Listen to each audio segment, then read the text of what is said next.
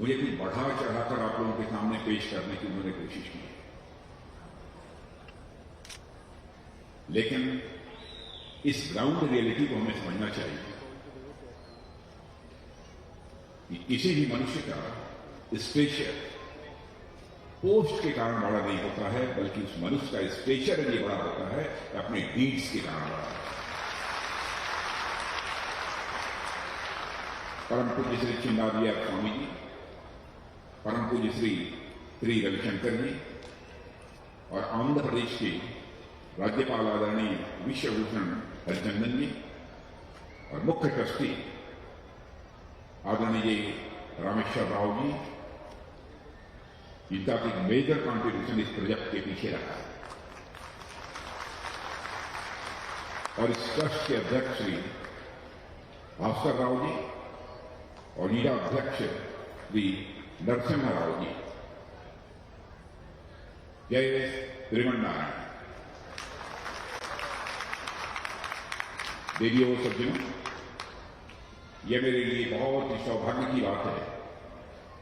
मानव इतिहास की महान विभूतियों में से एक स्वामी रामानुजाचार्य जी के अवतरण के 75वें वर्ष समारोह में मुझे आप सभी महान भावों के बीच उपस्थित होने का अवसर मिला है।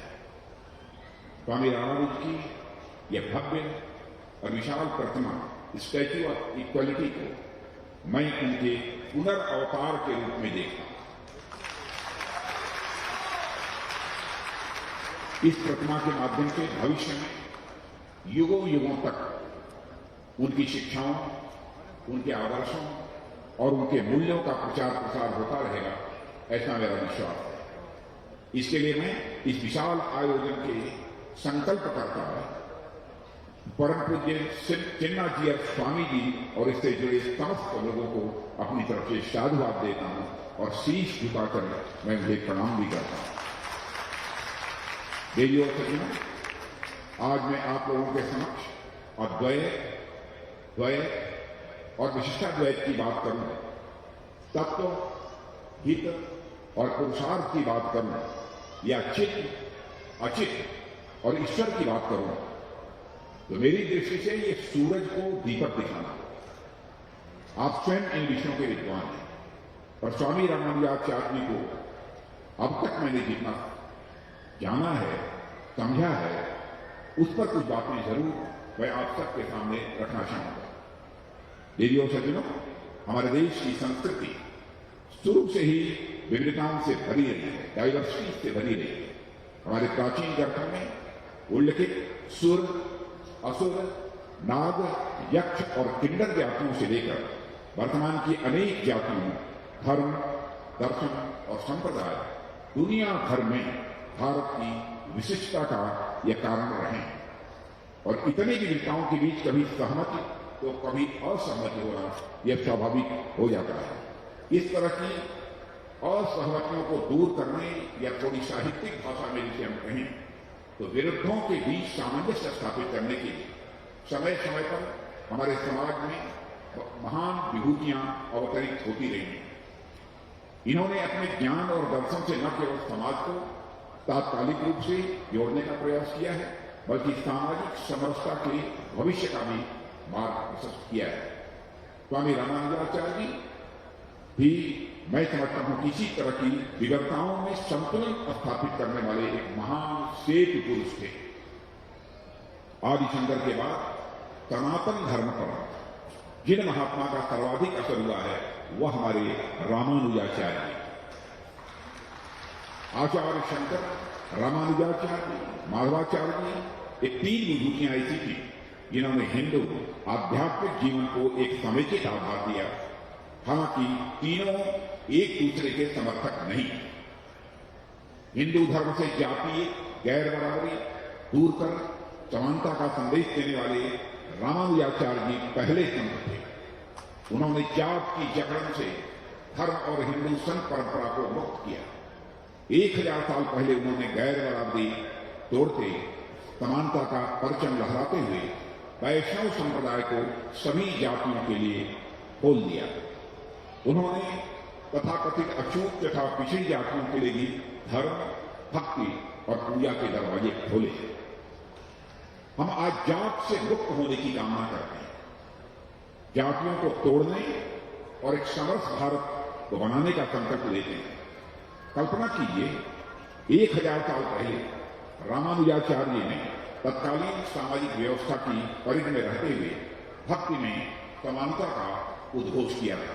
उनका कहना था कि भक्ति सभी जातियों और संप्रदायों से ऊपर है। वे ईश्वर की आराधना के लिए जातीय समानता के हिमायती थे। जिस समानता के सिद्धांत को हमने 72 ईयर्स पहले अपने संविधान में अपनाया, रामानुजाचार्य 1000 साल पहले उसकी आवाज बन रहे थे। उन्होंने वैष्णव संप्रदाय को एक उदार मानवतावादी सामाजिक आधार भी दिया था। उस वक्त धर्म और सनातन हिंदू परंपरा की प्रैक्टिस कुछ खास वर्गों के लिए ही हुआ करती थी।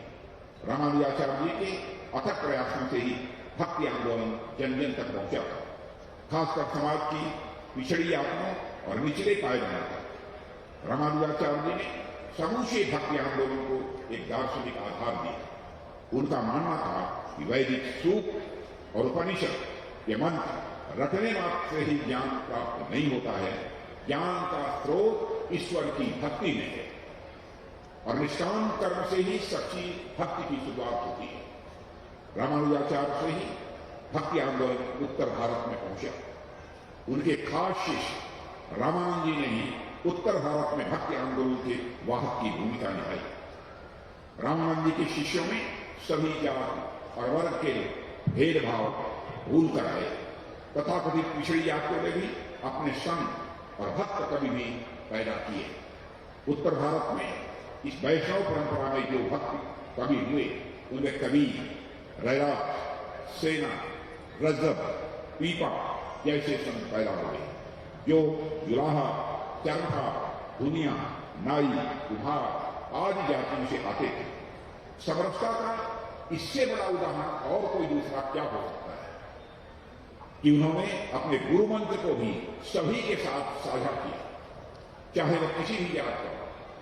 मंत्रों की प्राप्ति के लिए वे एक ही योग्यता चाहते थे, समर्पण और साथ ही साथ सीखने की उत्सुकता। एक कथा है, आप सब इस संप्रदाय के विद्वान लोग, कुछ लोग कथा जानते होंगे, पर मैं इसे सुनाऊंगा जो रामानुजाचार्य जी की महानता और सोच की गवाही देता है। रामानुज के गुरु यादव प्रकाश जी ने रामानुज जी को कान में गुरुमंत्र दिया। गुरुमंत्र गोपनीय तरीके से दिया जाता है। गुरु जी ने यह भी कहा, यह मनुष्य की मुक्ति का मंत्र है, इसे अपने पास गुप्त रूप से रखना। रामानुजाचार्य मंदिर की छत पर चढ़ गए और देखा ढेर सारे भक्त आए हुए। वह शोर मचा, चिल्ला चिल्ला सबके सामने मंत्र का उच्चारण करने लगे। गुरु ने इस कार्रवाई से नाराज हो उन्हें नरक में जाने का श्राप दे दिया।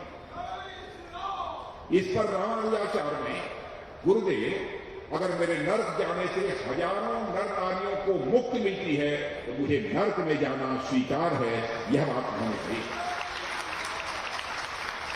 रामानुज जी की इस उदारता से गुरु प्रसन्न हुए।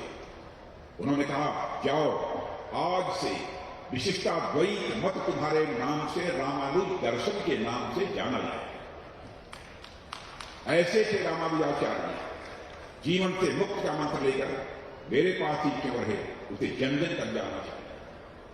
रामानुज जी के समय समाज के प्रशासन और प्रबंधन का केंद्र मंदिर हुआ करते थे और मंदिरों पर समाज का एक वर्ग, एक खास जात का नियंत्रण था। रामानुजाचार्य जी ने बाकी जातियों के लोगों को मंदिर का 50% का काम आवंटित कर धर्म में समावेशिता को उन्होंने प्रोत्साहित किया। उनके प्रयास से मंदिरों में प्रवेश के लिए जात के आधार पर कोई प्रतिबंध नहीं रह गया।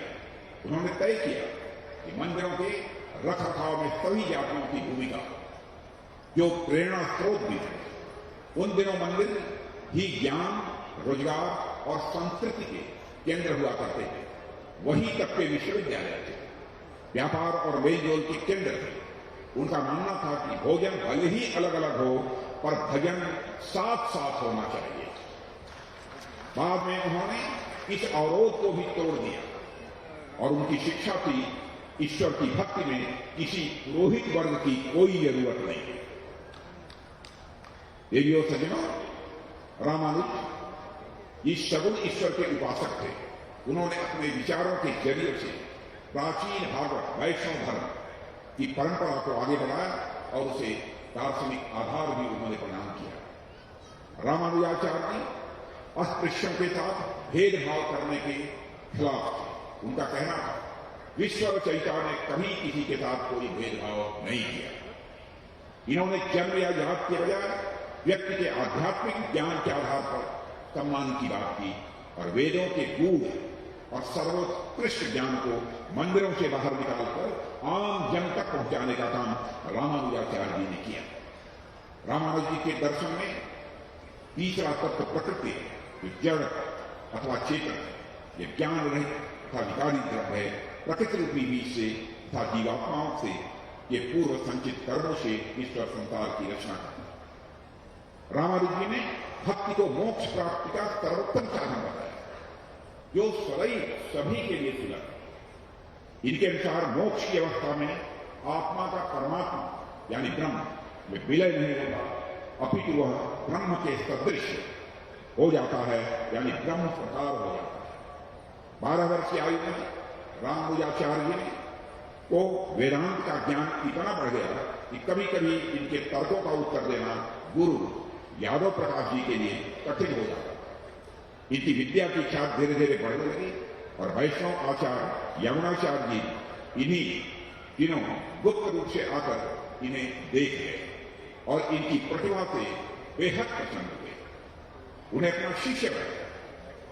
यमुनाचार्य जी की 3 इच्छाएं जीवन में अपूर्ण रह गई थी, जिन्हें वे अपने मृत्यु के पहले रामानुज जी को बताना चाहते थे, किंतु रामानुज के पहुंचने के पूर्व ही वे दिवंगत हो गए।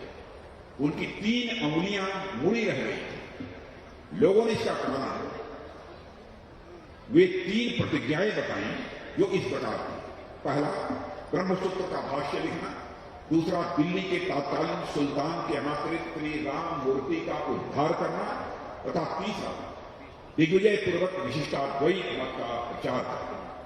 रामानुज जी ने ज्यों ही इन्हें पूरा करने का वचन दिया, त्यों ही यमुनाचार्य जी की उंगलियां सीधी हो गई और यमुनाचार्य जी का अंतिम संस्कार कर वे सीधे कांची चले गए। रामानुजाचार्य ये प्रतिदिन नदी का स्नान करने जाया करते थे।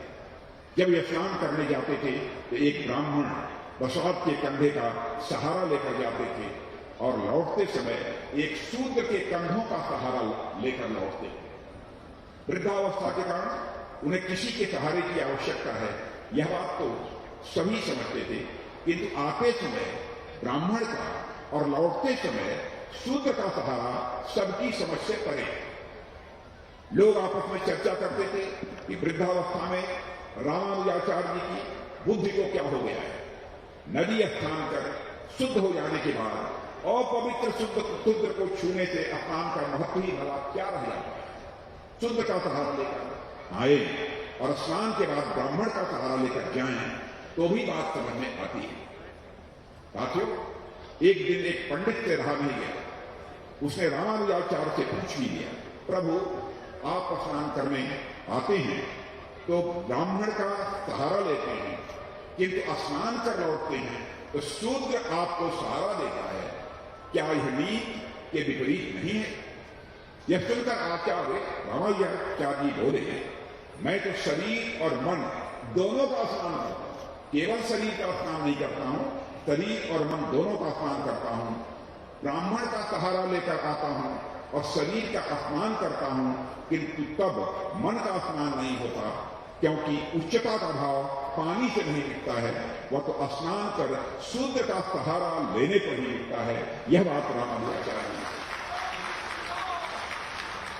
ऐसा उन्होंने कहा, ऐसा करने से हमारा अहंकार भूल जाता है और सच्चे धर्म के पालन की हमें अनुभूति होने लगती है। ऐसे थे हमारे महान रामानुजाचार्य जी, जिन्होंने भारतीय संस्कृति और संस्कार को एक नई ऊंचाई देने का काम किया। हमारी संस्कृति केवल इसलिए महान नहीं है, वह 5 या 10 हजार साल या उससे पुरानी की यह संस्कृति है, बल्कि इसलिए महान है कि स्वामी रामानुज जैसे श्वेत पुरुषों के माध्यम से आज से वर्तमान तक अविच्छिन्न रूप से यह जुड़ी हुई है। इसलिए हम देखेंगे तो पाएंगे कि रामायण से लेकर रामानुज तक, वेदों से लेकर विवेकानंद जी तक और गीता से लेकर गांधी जी तक भारतीयता के शाश्वत मूल्य हमें आपस में गूंथे हुए दिखाई देते हैं। देवियों सज्जनों, ऊपर से देखने पर तो द्वीपों की तरह तमाम संतों और भक्तों की विचारधारा में हमें अंतर मिल सकता है, पर अंदर से देखेंगे तो पाएंगे कि वह समानता और जगत कल्याण के धरातल पर आपस में जुड़े हैं।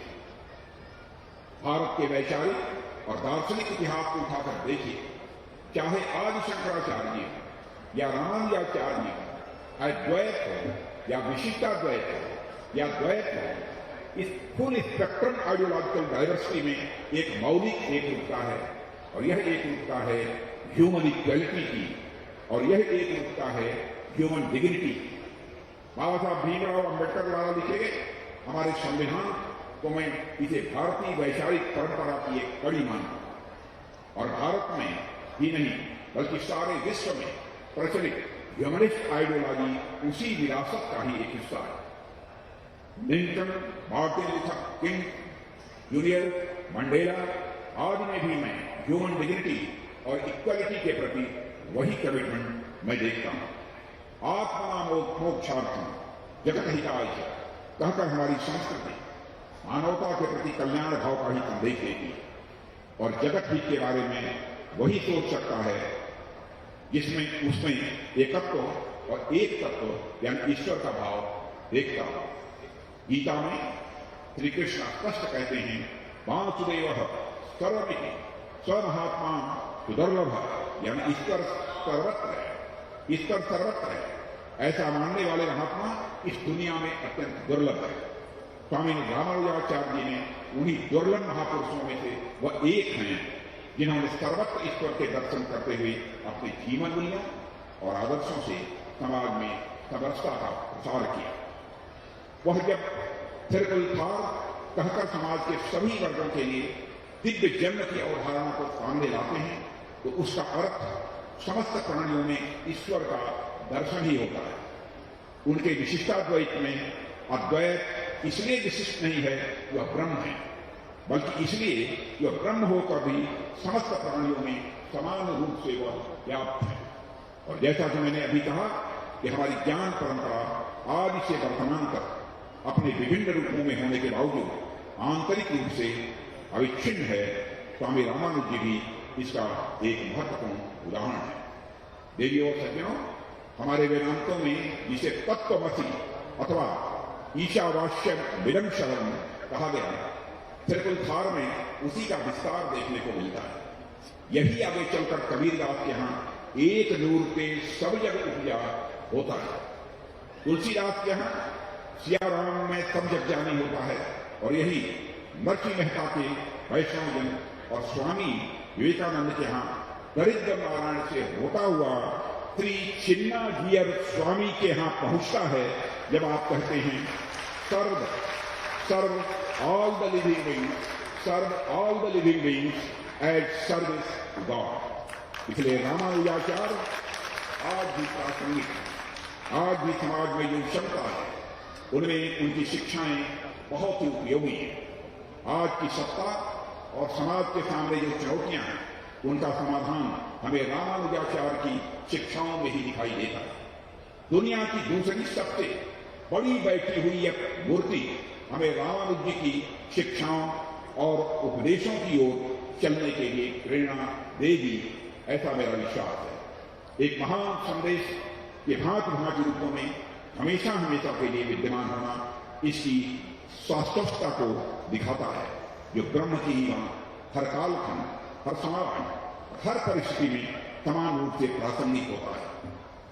देवियों सज्जनों, आज जब आप सभी के द्वारा स्वामी रामानुज जी के शाश्वत संदेशों को विश्व भर में प्रसारित करने के महान उद्देश्य से महान समारोह मनाया जा रहा है, मैं अपनी ओर से आप सभी को अपनी हार्दिक शुभकामनाएं देता हूं और स्वामी जी के चरणों में शीश झुकाकर नमन करते हुए यहीं पर मैं अपना निवेदन समाप्त व्यक्त करता हूं।